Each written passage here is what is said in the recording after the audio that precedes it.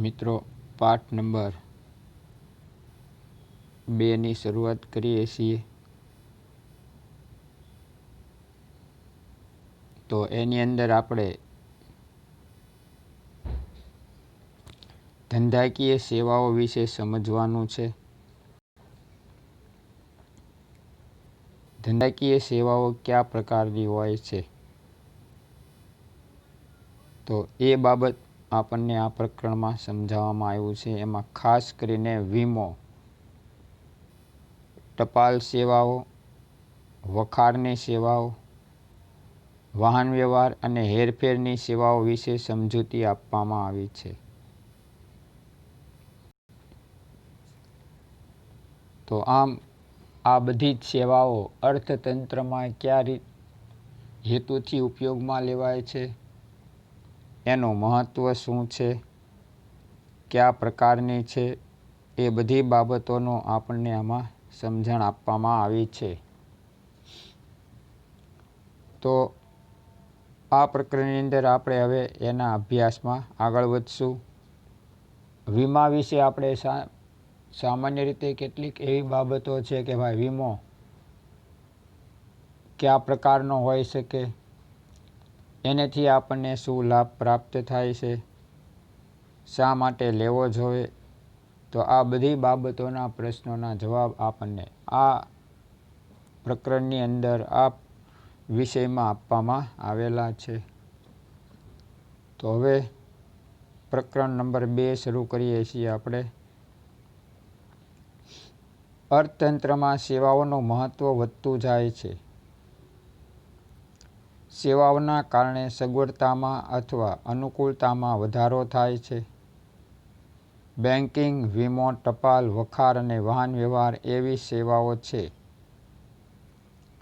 આ સેવાઓ માત્ર વાણિજ્યના અંગ તરીકે વેપારને જ મદદ કરતા બનતી નથી, પરંતુ તેનાથી પણ આગળ વધીને ઉદ્યોગ, ખેતી અને અન્ય તમામ ધંધા રોજગારને મદદગાર બને છે।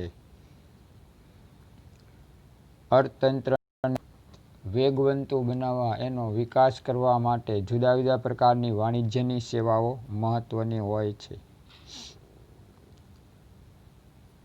તો એમાં બેન્કિંગ જે નાણાકીય વ્યવહાર કરે છે, લોકોની નાણાકીય જરૂરિયાત પૂર્ણ કરે છે, તો એવી પ્રવૃત્તિ એટલે બેન્કિંગની પ્રવૃત્તિ।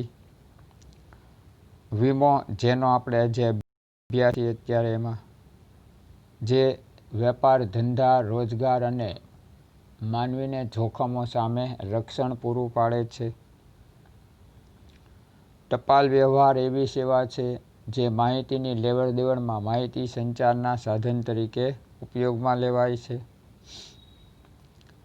વખાર એટલે ઉત્પાદિત થયેલ વસ્તુઓના સંગ્રહ માટેની વ્યવસ્થા। અને વાહન વ્યવહાર એટલે ઉત્પાદિત ચીજવસ્તુઓને બજાર સુધી પહોંચાડવાની અને કાચા માલ, અર્ધ તૈયાર, તૈયાર માલને ઉત્પાદન સ્થળ સુધી પહોંચાડવાની વ્યવસ્થા। ટૂંકમાં માલ અને માનવોની હેરફેર કરતી વ્યવસ્થા છે એ વાહન વ્યવહાર છે। તો આ બધી સેવાઓ એ માત્ર વાણિજ્યના અંગ તરીકે વેપારને મદદ કરતા બનતી નથી, પણ એનાથી પણ આગળ ઉદ્યોગો, ખેતી અને અન્ય તમામ ધંધા રોજગારને મદદરૂપ બની છે। ઉદ્યોગની અંદર જરૂરી મજૂરો, કાચો માલ, બળતણ, યંત્ર સામગ્રી આ બધું બહારથી એને મેળવી આપે છે। એવી જ રીતે ઉદ્યોગો દ્વારા ઉત્પાદિત થયેલી વસ્તુઓ અને સેવાઓ એ બજાર સુધી પહોંચાડી આપે છે। તો આ રીતે અહીંયા જોઈએ તો ઉદ્યોગ અને વેપારને મદદરૂપ સેવા છે।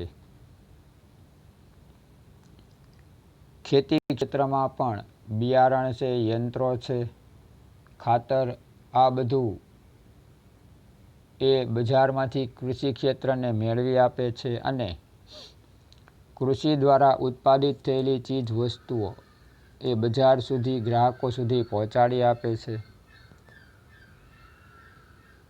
તો આમ વાહન વ્યવહારની સેવાઓ છે એને કારણે બજાર સુધી પહોંચવામાં ઉત્પાદકોને અને વેપારીઓને ઘણું સરળ કામ બની ગયું છે. જો વાહન વ્યવહાર ન હોય તો મોટા પાયા પર થયેલું ઉત્પાદન બજાર સુધી પહોંચે નહીં અને એને કારણે ઉત્પાદિત ચીજ વસ્તુઓનો સંગ્રહ ઝાઝો કરી રાખવો પડે. નાશવંત વસ્તુઓ ઝડપથી બગડી જાય, સડી જાય એવું થાય. તો એને કારણે પણ ઉદ્યોગ ધંધામાં મોટા પ્રમાણમાં નુકસાની ભોગવવી પડે છે.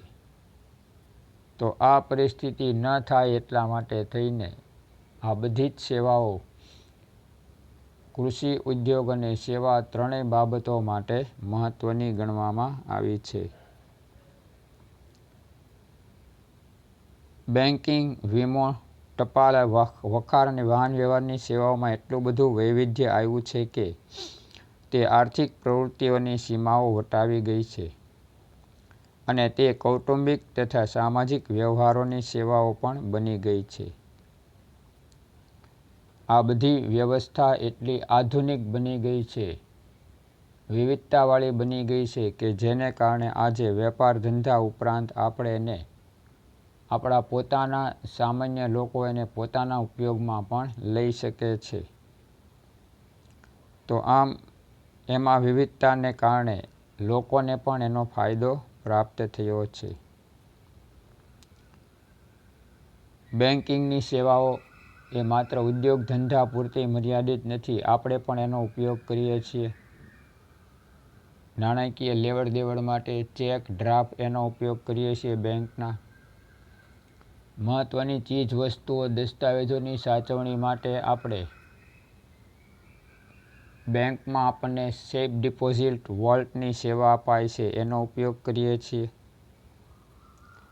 વીમા દ્વારા આપણે વાહનનો વીમો ઉતરાવીએ તો અકસ્માત વીમો લઈએ છીએ, મકાનનો વીમો લઈએ છીએ, બરાબર. તો આવા જુદા જુદા વીમાઓની સેવાઓ પણ આપણને હવે પ્રાપ્ત થઈ રહી છે. ટપાલ સેવામાં આજે ઈ-કોમર્સની સેવાઓ પણ આવી ગઈ છે, ઈમેલની સેવાઓ પણ આવી ગઈ છે. તો એને કારણે આજે એમાં આવી વિવિધતાને કારણે આપણું કાર્ય ઘણું સરળ બન્યું છે. વખારો આજે એસીવાળી એટલે કે કોલ્ડ સ્ટોરેજ બની ગયા છે, જેને શીતાગારની વ્યવસ્થા કહેવામાં આવે છે. તો એની અંદર નાશવંત વસ્તુઓનો સંગ્રહ થઈ તો એનો અમુક સમયગાળો વધારી શકાય છે. ઘણી વસ્તુઓ લાંબા સમય સુધી એમાં સંગ્રહી શકાય છે. તો આમ શીતાગારની વ્યવસ્થા પણ આધુનિક છે. વાહન વ્યવહારની સેવાઓમાં પણ આજે ટ્રક વ્યવહાર ખૂબ ઝડપી બન્યો છે. એમાં પણ આધુનિકરણ આવ્યું છે. મોટા મોટા હેવી ટ્રકો આવી ગયા છે, 15-16 વ્હીલના ટ્રકો, જેની અંદર વધુમાં વધુ વજનદાર વસ્તુઓની હેરફેર પણ થઈ શકે છે. તો આ રીતે આજે અર્થતંત્રમાં આ બધી સેવાઓમાં વિવિધતાને કારણે પણ ઘણી બાબતો આપણને જોવા મળી છે. આધુનિક જમાનામાં આ સેવાઓના ક્ષેત્રે વિવિધતા અને વિશિષ્ટતા જોવા મળી છે. આ સંસ્થાઓ પરસ્પર અવલંબિત બની ગઈ છે. એકબીજા પર અવલંબિત એટલે એકબીજા પર આધારિત બની ગઈ છે આ સેવાઓ. તો આમ અત્યારે આ બધી જ સેવાઓ આપણા માટે, ઉદ્યોગ જગત માટે, કૃષિ ક્ષેત્ર માટે અને સેવા ક્ષેત્ર માટે અતિ મહત્વની બનતી જાય છે. બધી જ સેવાઓ એકબીજા પર અવલંબિત શા માટે? તો કે બેન્કિંગ ક્ષેત્રની અંદર નાણાકીય જરૂરિયાતો તો સંતોષાઈ જાય છે, પણ એમાં સેફ ડિપોઝિટ વોલ્ટની સેવા છે, બેંકમાં રાખવામાં આવેલા પોતાના પૈસા છે, એનું મકાન છે, તો એ બધાને સુરક્ષિત કરવા માટે વીમા કંપનીની મદદ લેવામાં આવે છે, વીમો લેવામાં આવે છે. વીમા કંપનીમાં કોઈ પણ સંજોગોમાં નાણાકીય જરૂરિયાત ઊભી થાય તો બેંકો પાસેથી ધિરાણ મેળવવામાં આવે છે. એવી જ રીતે ટપાલ વીમો છે, તો વીમા કંપની સાથે જોડાયેલી બાબત છે. વખારમાં પણ વીમા કંપની અને બેંક બંને મહત્ત્વની કામગીરી આપે છે. વીમો વખારમાં રહેલી ચીજ વસ્તુઓ બળી જાય, સળગી જાય કે કોઈ નુકસાની પામે તો વીમો લેવામાં આવ્યો હોય તો એને કારણે એને નાણાકીય સુરક્ષા મળી જાય છે. બેન્કો છે એ વખારનો વિકાસ કરવા, વખાર ખરીદવા જુદા જુદા પ્રકારના ધિરાણ પૂરું પાડે છે. વખારમાં રહેલા માલ પર પણ ધિરાણ પૂરું પાડે છે. તો આ રીતે બધી જ સેવાઓ એકબીજા સાથે સંકળાયેલી છે એમ કહી શકાય. આમ અર્થતંત્રમાં આ સેવાઓ એકબીજા સાથે સંકળાયેલી છે, એટલે કે પરસ્પર અવલંબિત બની ગઈ છે. હવે આપણે પહેલી બાબત જોઈએ છીએ વીમો. વીમો એટલે બે પક્ષકારો વચ્ચેનો એવો લેખિત કરાર કે જે દ્વારા વીમો લેનાર એટલે વીમા ધારક પ્રીમિયમની રકમના અવેજના બદલામાં વીમો ઉતરાવનાર પાસેથી એવું વચન મેળવે છે કે જો તેને એટલે કે વીમો લેનારને નક્કી કરેલ જોખમના કારણે નુકસાન થાય તો નક્કી કરેલ રકમની મર્યાદામાં અને નક્કી કરેલી ગણતરી પ્રમાણે નુકસાન ભરપાઈ કરી આપવામાં આવશે.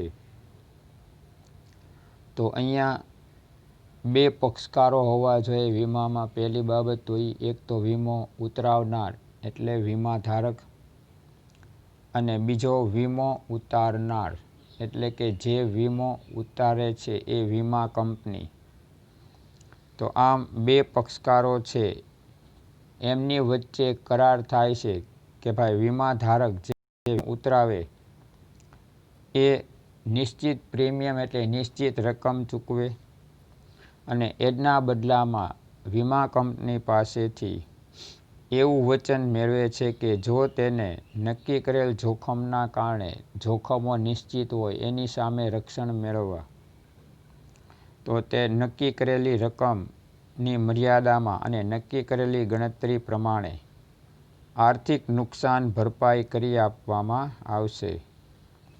તો આમ એની પાસેથી આવું વચન મેળવશે અને એ વચનને આધારિત એ વીમો સ્વીકારશે.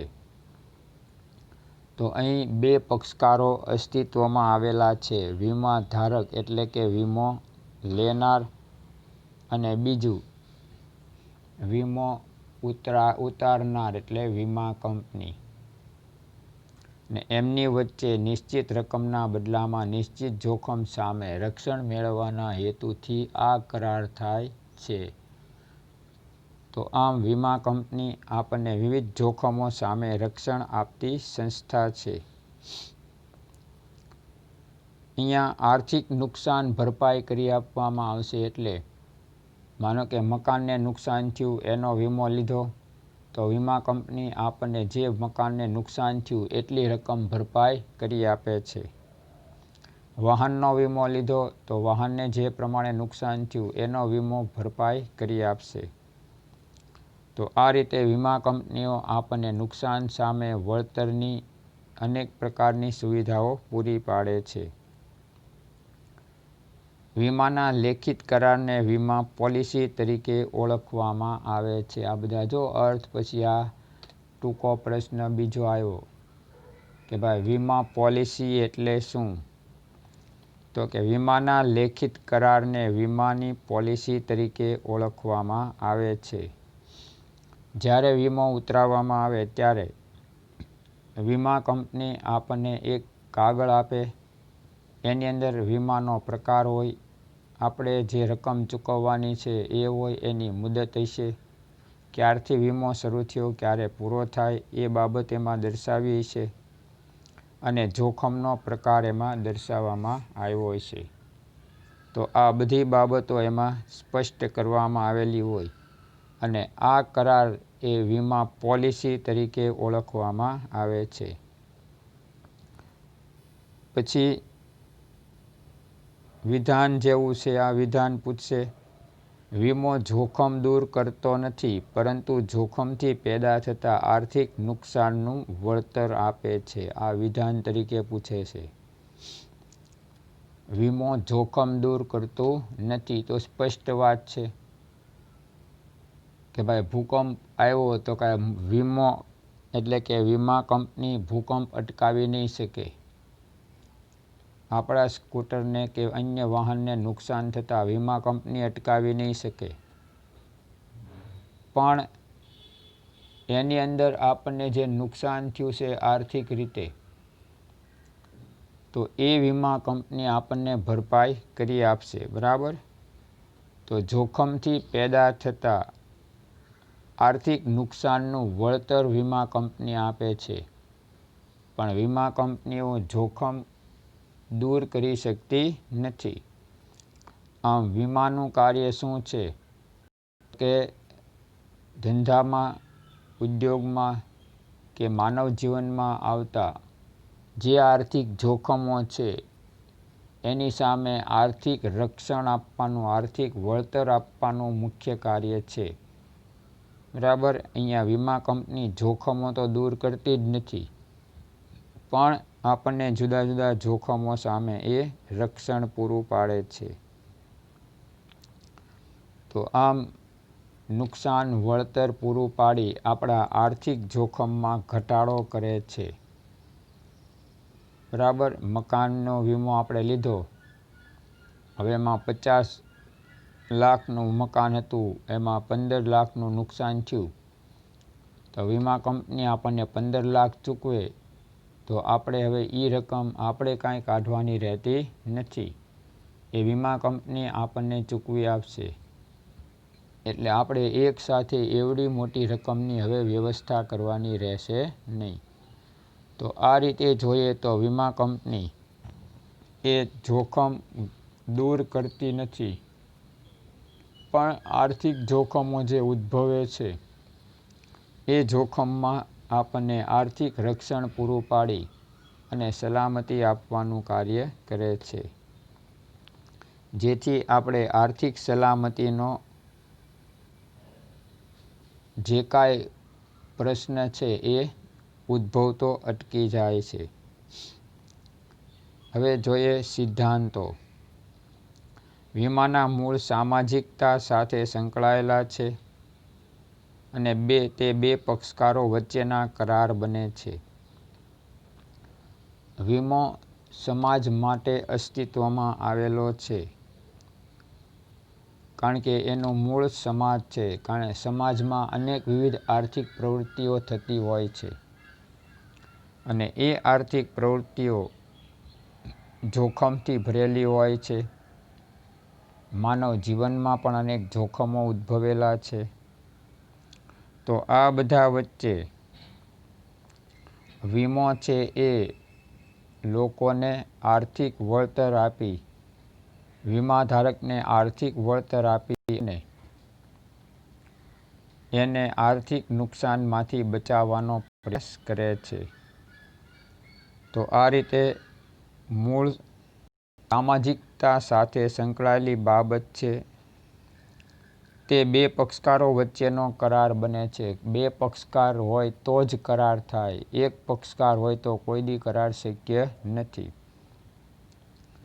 વીમો ઉતારનાર જ પોતે વીમો ઉતરાવનાર હોય તો એ વ્યક્તિ કરાર ગણાય નહીં, કારણ કે વીમા કંપની સાથે એણે પોતે જોડાયેલું રહેવું પડે છે. તો આ રીતે અહીંયા કહી શકીએ કે ભાઈ વીમામાં બે પક્ષકારો હોવા જરૂરી છે. બે પક્ષકાર વગર વીમાનો કરાર અસ્તિત્વમાં આવી શકે નથી.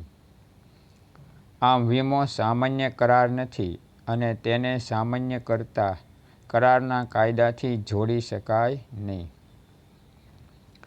વીમો એ સામાન્ય કરાર નથી, પણ કેવો છે તો કે વિશ્વાસપાત્ર કરાર છે. બે પક્ષકારો વચ્ચેનો પરસ્પરનો વિશ્વાસ છે કે અમે પ્રીમિયમ ચૂકવશું તો વીમા કંપની અમને આવી પરિસ્થિતિ માટે નિશ્ચિત જોખમ સામે રક્ષણ આપવા માટે એ અમને આર્થિક વળતર પૂરું પાડશે.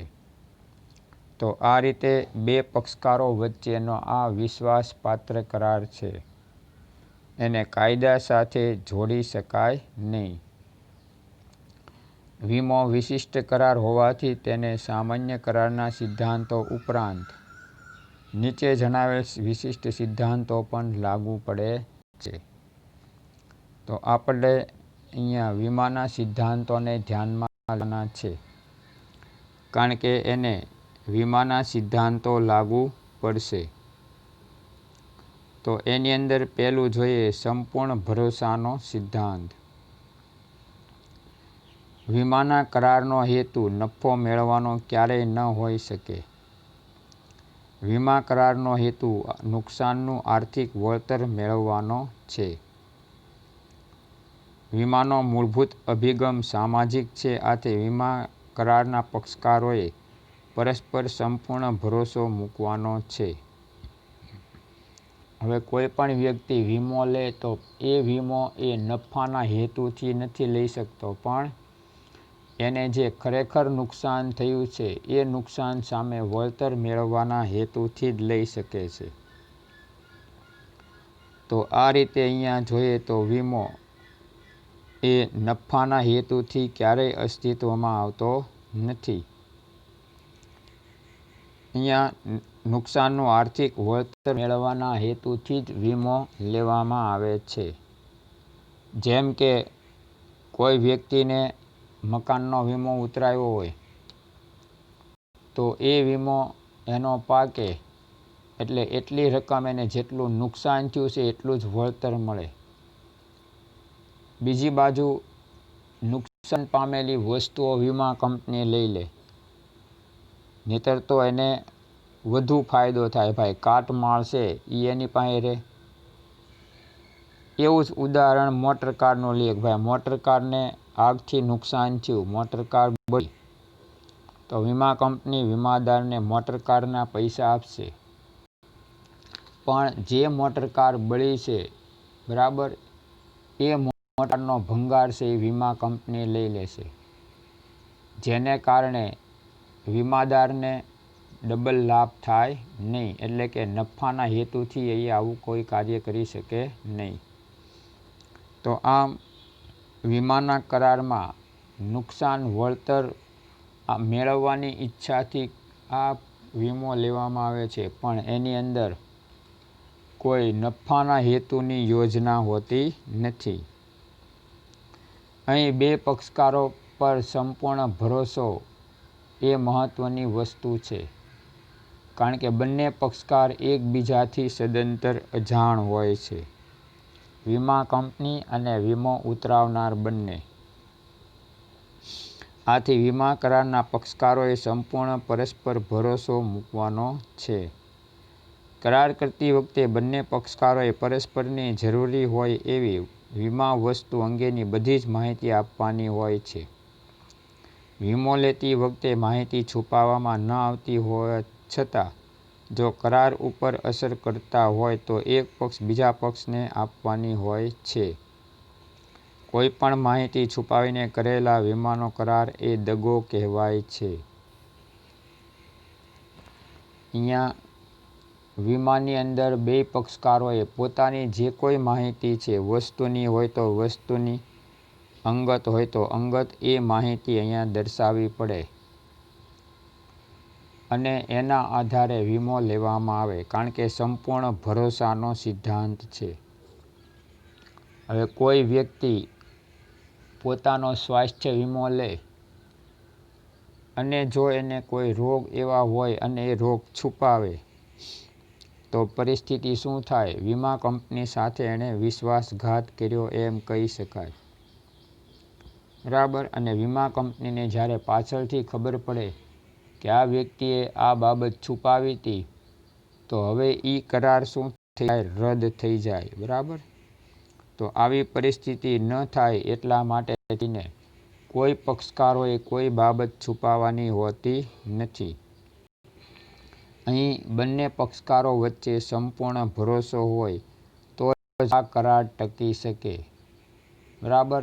વીમા કંપની પણ કોઈ બાબત ન આવે કે ભાઈ તમે જ્યારે આ નુકસાન તમારી ઉપર ત્યારે વીમા કંપની તમને આની બદલે આટલી જ રકમ આવશે, તો એવી કોઈ બાબત વીમા કંપની છુપાવી શકતી નથી.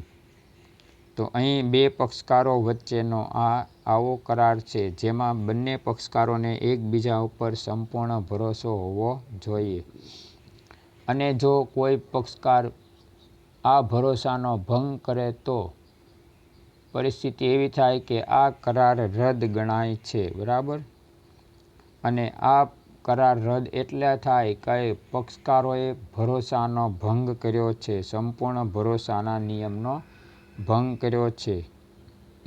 ત્યારે વીમા કરારને રદ કરવામાં આવે અથવા રદ સમજવામાં આવે છે. અને વીમો લેનારને તેણે ભરેલા પ્રીમિયમની રકમ પરત મળી શકતી નથી. તેમજ જો નુકસાન થાય તો વળતર મેળવવાનો પણ હક રહેતો નથી. હમણાં મેં તમને કીધું કે ભાઈ કોઈ વીમાધારક પોતાનો સ્વાસ્થ્ય વીમો લે અને એને કોઈ મોટું ઓપરેશન કરાવેલું હોય જોખમકારક, એ વ્યક્તિ આવી બાબત વીમા કંપની પાસેથી છુપાવે અને વીમા કંપનીને પાછળથી ખબર પડે તો વીમા કંપની આ કરાર રદ કરશે, કારણ કે સંપૂર્ણ ભરોસાના નિયમનો ભંગ થયો છે. બરાબર. એટલે હવે આ વ્યક્તિએ કરારનો ભંગ કર્યો હોવાથી એને વીમા કંપની કોઈ પણ પ્રકારનું વળતર ચૂકવી આપશે નહીં. અને વીમાધારક આવું વળતર મેળવી પણ ન શકે, કારણ કે એને કંપનીમાં કરારમાં જે નિયમ છે એનો ભંગ કર્યો, સંપૂર્ણ ભરોસાનો ભંગ કર્યો છે. એટલે હવે એ વ્યક્તિ આ પ્રકારના વળતર મેળવવા માટેનો હકદાર રહેતો નથી. તો આમ સંપૂર્ણ ભરોસાનો સિદ્ધાંત એ બંને પક્ષકારો વચ્ચે મહત્વનો છે. માત્ર વીમા કંપની માટે નહીં, વીમો લેનાર અને વીમો ઉતરાવનાર બંને માટે મહત્વનો છે. અને કોઈ એક પક્ષકાર જો આ નિયમનો ભંગ કરે તો એ પક્ષકારે ગુમાવવું પડે છે. માનો કે વીમા કંપનીએ નિયમનો ભંગ કર્યો હોય તો વીમા કંપનીએ વીમાદાર એની માટેની જે કાંઈ પ્રક્રિયા કરે એનો ખર્ચો, એના પ્રીમિયમની રકમ, એ બધું વ્યાજ સહિત ચૂકવવું પડે છે. બરાબર. એટલે કોઈ પક્ષકાર આ નિયમનો ભંગ કરી શકતો નથી. તો આમ વીમાનો કરાર એ લેખિત છે ને લેખિત હોવાથી તમે એને સાબિતી સ્વરૂપે પણ રાખી શકો છો કે ભાઈ કયા પક્ષકારે કયા કરાર કર્યા હતા અને કયો પક્ષકાર કઈ રીતે એમાં ભંગ કરે છે. તો આ પરિસ્થિતિ નિવારવા માટે થઈને વીમાનો કરાર લેખિત રાખવામાં આવે છે, જેથી ભવિષ્યમાં કોઈ પક્ષકારો વચ્ચે કોઈ મતભેદ કે એવું કાંઈ ઊભું થાય તો લેખિત કરાર હોય તો એમાં લખેલી બાબતોને આધારે પ્રશ્નનું નિવારણ લાવી શકાય. પણ જો મૌખિક બાબત હોય તો પ્રશ્નનું નિવારણ લાવી શકાતું નથી. એટલે આ પણ એક પ્રશ્ન છે કે ભાઈ વીમાનો કરાર લેખિત હોય છે. બરાબર. અથવા વીમાનો કરાર લેખિત શા માટે રાખવામાં આવે છે? તો કે વીમાનો કરાર એ લેખિત એટલા માટે રાખવામાં આવે છે કે બંને પક્ષકારો વચ્ચે સંપૂર્ણ ભરોસાનો સિદ્ધાંત છે. કોઈ પક્ષકાર આ ભરોસાનો ભંગ કરે તો કરાર ભંગ થયો ગણાય. બરાબર. અને એટલા માટે જ્યારે કોઈ પક્ષકારો વચ્ચે આવા મતભેદ ઉદ્ભવે તો એવા સમયે લેખિત કરાર હોય તો એમના પ્રશ્નોનું નિવારણ સરળતાથી લાવી શકાય છે. બરાબર. એટલે વીમા કંપનીઓ શું કરે તો કે આવો કરાર છે એ લેખિત સ્વરૂપનો હોય છે અને એ કરારની નકલ બંને પક્ષકારો પાસે હોય છે. એટલે કોઈ પક્ષકાર એ આવી પરિસ્થિતિમાં પોતે લાભ લઈ શકતો નથી, ખોટો લાભ મેળવી સામે પક્ષકારને છેતરી શકતો નથી. તો આમ આ સંપૂર્ણ ભરોસાનો સિદ્ધાંત ગણાય છે. બાકીના સિદ્ધાંતો આગળ આવ્યા પછી આપણે લેશું.